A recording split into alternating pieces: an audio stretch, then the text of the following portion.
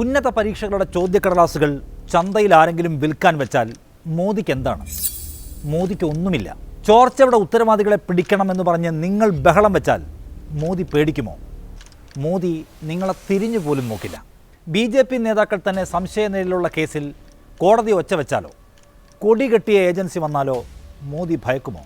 അദ്ദേഹം അതിനൊന്നും തൃണവില കൊടുക്കില്ല. കാരണം മോദിക്ക് ജനത്തെ പേടിയില്ല. വിദ്യാഭ്യാസ രംഗം നവീകരിച്ചിട്ട് കിട്ടുന്ന 10 വോട്ട് മോദിക്കും വേണ്ട, സംഘിനും വേണ്ട. കോൺഫിഡൻസിൻ്റെ പീക്ക് എന്ന് കേട്ടിട്ടുണ്ടോ? That is Modi. ഇത്ര ആത്മവിശ്വാസം മോദിയിൽ നിറയ്ക്കുന്നത് ആരാണ്? എന്താണ്? മോദിയുടെ ആ ഉള്ളുറപ്പ് ലക്ഷക്കണക്കിന് വിദ്യാർത്ഥികളുടെ തലയ്ക്കുള്ള അടിയാകുന്നത് എങ്ങനെയാണ്?